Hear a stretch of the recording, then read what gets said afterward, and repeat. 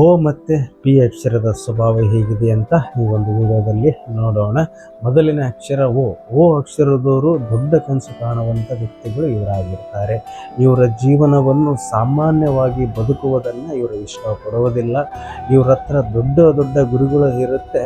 ಆ ಗುರಿಗಳು ಸಾಧಿಸುವ ಪ್ರಯತ್ನ ಇವರು ಮಾಡ್ತಾ ಇರ್ತಾರೆ. ಆದರೆ ಇವರ ಜೀವನದಲ್ಲಿ ಅಡೆತಡೆಗಳು ಬರುತ್ತೆ. ಬಂದಾಗ ಇವರಿಗೆ ಪೇಷನ್ಸ್ ತುಂಬ ಮುಖ್ಯ ಅಂತಲೇ ಹೇಳ್ಬೋದು. ಆತ್ಮವಿಶ್ವಾಸ ಇವ್ರ ಹತ್ರ ಇತ್ತು ಅಂತಂದರೆ ಒಂದು ಒಳ್ಳೆಯ ಯಶಸ್ವಿ ಕಾಣ್ತಾರೆ ಅಂತಲೇ ಹೇಳ್ಬೋದು. ಅದೇ ರೀತಿಯಾಗಿ ಪಿ ಅಕ್ಷರದವರು ಸಾಮಾನ್ಯವಾಗಿ ಶಾಂತವಾಗಿರ್ತಕ್ಕಂಥವ್ರು, ಹಾಗೆ ಯೋಚನೆ ಮಾಡ್ತಕ್ಕಂಥವ್ರು ವ್ಯಕ್ತಿಗಳು ಇವರಾಗಿರ್ತಾರೆ. ಇವರ ಮನಸ್ಸಿನಲ್ಲಿ ದೊಡ್ಡ ದೊಡ್ಡ ಕನಸುಗಳು ಇರುತ್ತೆ. ದೊಡ್ಡ ಕನಸು ಕಾಣ್ತಕ್ಕಂಥ ಮನಸ್ಥಿತಿ ಇವ್ರಿಗೆ ಇರುತ್ತೆ.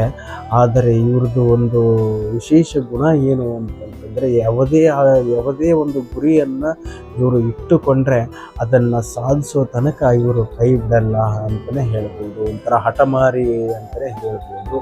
ಆದರೆ ಇವರಿಗೆ ಯಶಸ್ವಿ ನಿಧಾನವಾಗಿ ಬರುತ್ತೆ. ಬಟ್ ಅದು ಬಂತು ಅಂತಂದರೆ ಸ್ಥಿರವಾಗಿ ಇರುತ್ತೆ ಅಂತಲೇ ಹೇಳ್ಬೋದು, ಪರ್ಮನೆಂಟ್ ಆಗಿರುತ್ತೆ ಅಂತಲೇ ಹೇಳ್ಬೋದು. ಆದರೆ ಇವರು ಜೀವನದಲ್ಲಿ ಸ್ವಲ್ಪ ಪೇಷನ್ಸ್ ತುಂಬ ಮುಖ್ಯ ಆಗುತ್ತೆ. ಸ್ವಲ್ಪ ತಾಳ್ಮೆ ಇವ್ರಿಗಿತ್ತು ಅಂತಂದರೆ ಒಂದು ಒಳ್ಳೆಯ ಯಶಸ್ವಿ ಇವರು ಕಾಣ್ತಾರೆ ಅಂತಲೇ ಹೇಳ್ಬೋದು.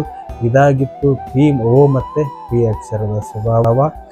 ನಿಮಗೇನು ಅನಿಸುತ್ತೆ ಕಮೆಂಟ್ ಮಾಡಿ. ಇದೇ ರೀತಿ ವಿಡಿಯೋಗಾಗಿ ಫಾಲೋ ಮಾಡಿ. ಎಲ್ಲರಿಗೂ ಒಳ್ಳೆಯದಾಗಲಿ, ಶುಭವಾಗಲಿ.